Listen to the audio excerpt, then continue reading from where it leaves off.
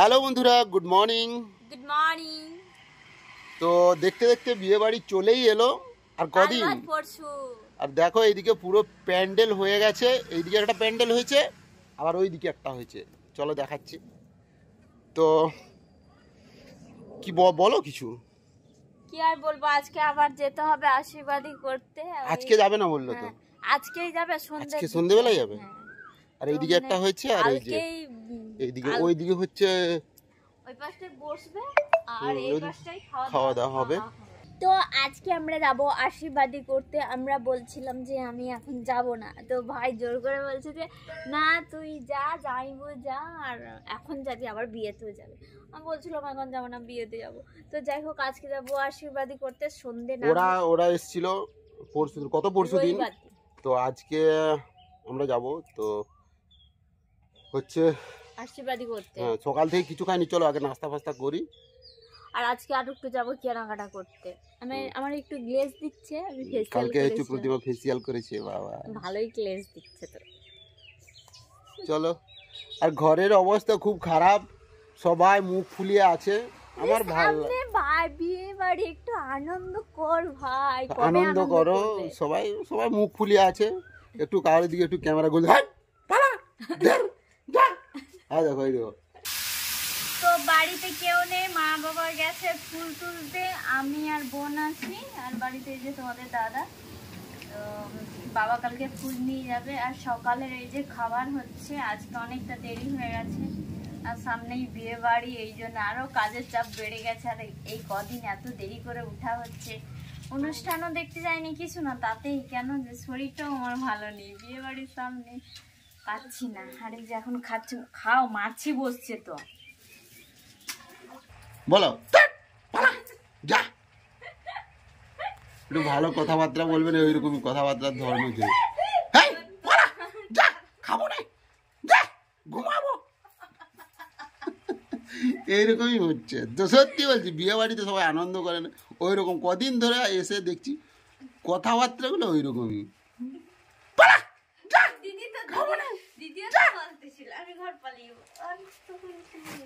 সবাই দেখছি, কেউ মানে এইখানে যে বিয়ে বাড়ি হচ্ছে মনেই হবে না যে এখানে বিয়ে বাড়ি, যে এখানে মনে হচ্ছে যেমন শোক পালন হচ্ছে।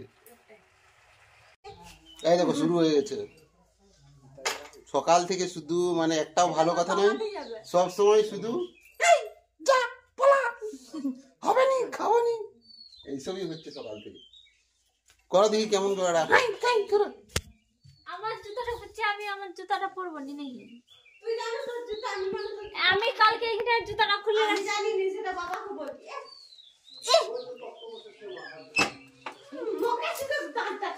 আমি কোথায় গানটা খাইছি বলতো? আমি বলছি আমার জুতাটা কোথায়?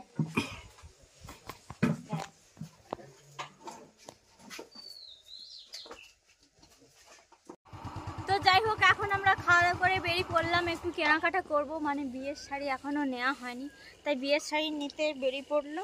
কোন দিকে কি পড়ে যাচ্ছে, আর অনেকটা রোদ হয়ে গেছে, এখন বাজে তোমার 11টা, 11:30 বেজে গেছে। তো চলো যাই কেনাকাটা করতে, নাকি অনেকটা যেতে হবে। সবই হয়ে গেছে, শুধু মানে বাকি আছে বলতে শুধু ওই বিয়ের শাড়িটা বাকি আছে, ওটাই নেব, নিয়ে চলে আসবো।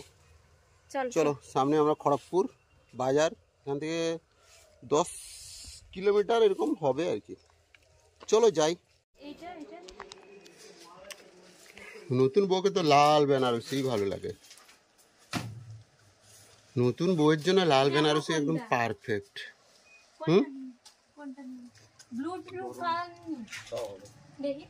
তো আমরা চলে এসেছি, এই মাত্র এসে পৌঁছালাম। আর যা রোদ বাবা, ভীষণ রোদ। তো এই যে কি নিচ্ছি না নিচ্ছি এইটা তোমাদেরকে এখন দেখাবো না, ওটা সিক্রেট থাক, ওইটা পরে দেখাবো। তো আমাদের কেনাকাটা হয়ে গেছে, আর কি কি নিয়েছি ওগুলো এখন দেখাবো না, ওইগুলো একদম বিয়েতে দেখতে পাবে। তো এখন এইটা থাক, এখন সিক্রেট, কেউ এখন বুঝতে পারবে না, যখন করবে তখন তো দেখতে পাবে। তো চলো আমরা যাই, এখন বাড়িতে গিয়ে দেখা হচ্ছে। ভীষণ রোদ, এত রোদ, মানে কি বলবো, এখন তাড়াতাড়ি ঘর যেতে পারলেই বাস।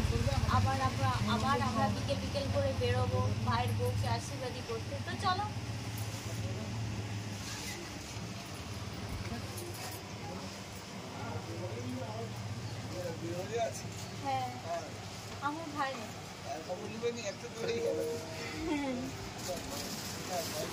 আমার তো বাপের বাড়ি হচ্ছে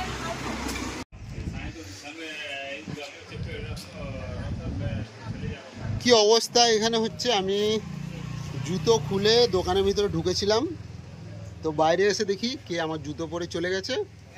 তো এই যে পরে গেছে তার একটা ছেড়ে দিয়ে গেছে, আর আমার একটা ছেড়ে দিয়ে গেছে, মানে উল্টো পাল্টা করে পরে চলে গেছে। আর এখন আমি খালি পায়ে বাড়ি যাবো। চলো বাড়িতে, তুমি খালি পায়ে চলো।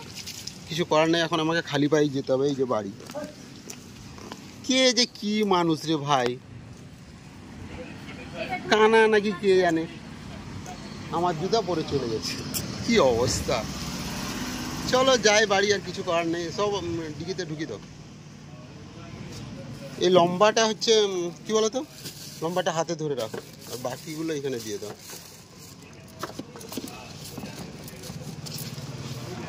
পয়লা বৈশাখ গেল, মিষ্টি খাওয়ালে নে, মিষ্টি খাওয়ালে নে।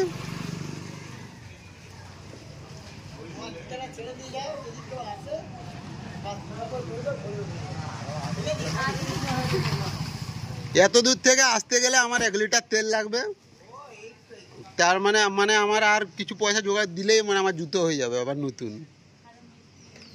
মানে এসে লস, খুব লস করলাম।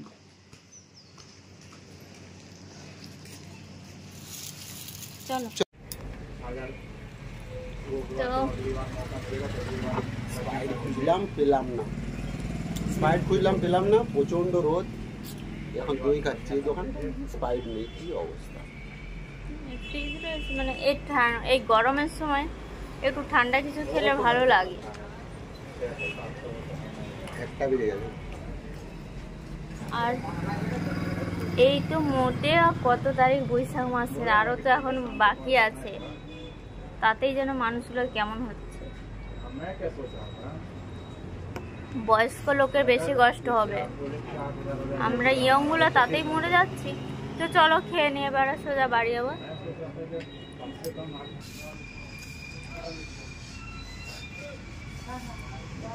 এইগুলো এখন খেয়ে নিলাম না, আর ভাত খেতে পারবো না, মাংসের ঝোল ভাত। মাংস হয়েছে না কি হয়েছে সেটা আগে দেখো। তাই মিষ্টি আমার গোত্র, মিষ্টি গোত্র আমার, মিষ্টি কোল্ড ড্রিঙ্কস অনেক দিনে খাওয়া ছেড়ে দিয়েছি আমি। কিন্তু এখানে ঠান্ডা তো নেই।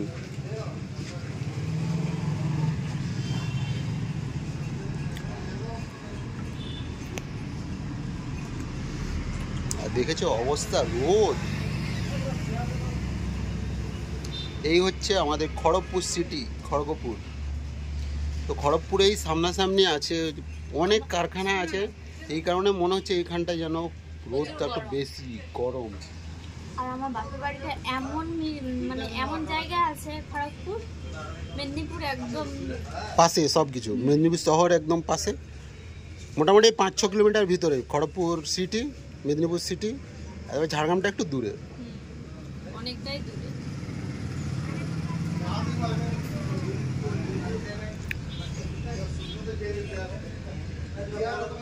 তাড়াতাড়ি খাও, যেতে হবে, স্নান করতে হবে, খেতে হবে, আবার যেতে হবে সেই দিকে।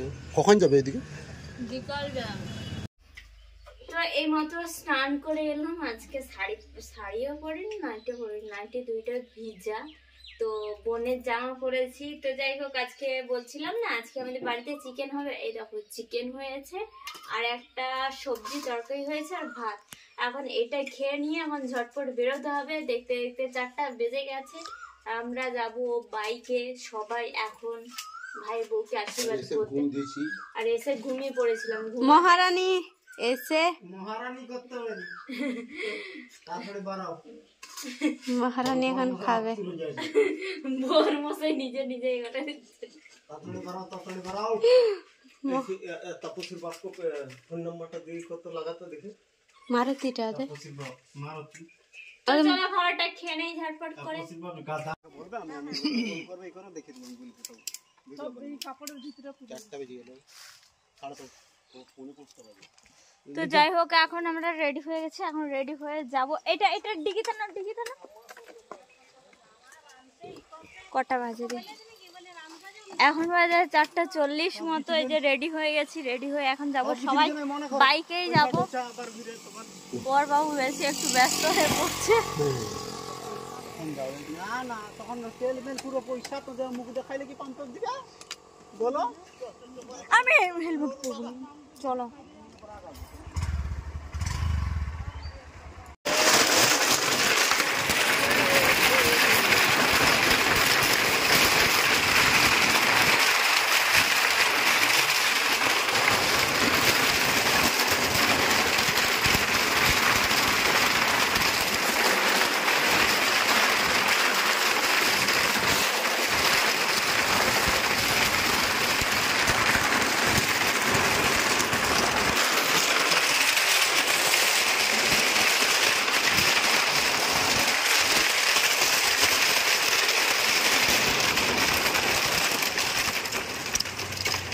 তো আমরা যে পোলটা পেরিয়ে এলাম ওইটা হচ্ছে কাঁসাই নদী। আর ওই পোলটা এত আওয়াজ, কি বলবো, বাঁশের পোল, এই জন্য প্রচুর আওয়াজ। আর সেই সাইডটাই ছিল তোমার রেল ব্রিজটা। চলো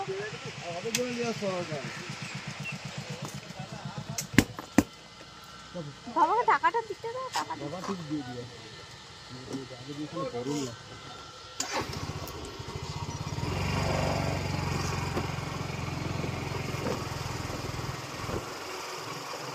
এই যে ড বসেছে দেখো, কিরণমালার ড। ক্যামেরাটা মুছবো না? দেখো কিরণমালার ড বসেছে। কিছু পরিষ্কার হয়ে গেছে। মানে তুমি এরকম ভাবে করলে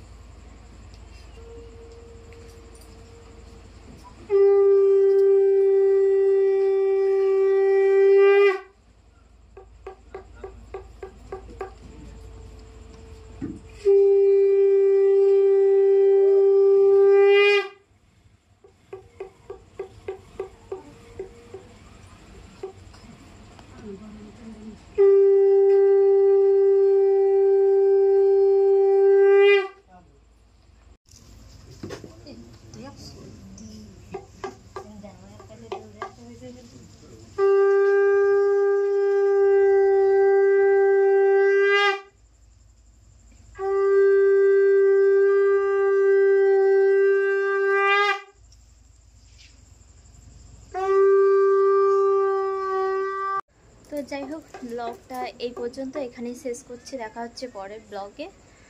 তো আজকের ব্লগটা কেমন লেগেছে অবশ্যই কমেন্ট করে জানাবে। দেখা হচ্ছে পরের ব্লগে। Tata, good night.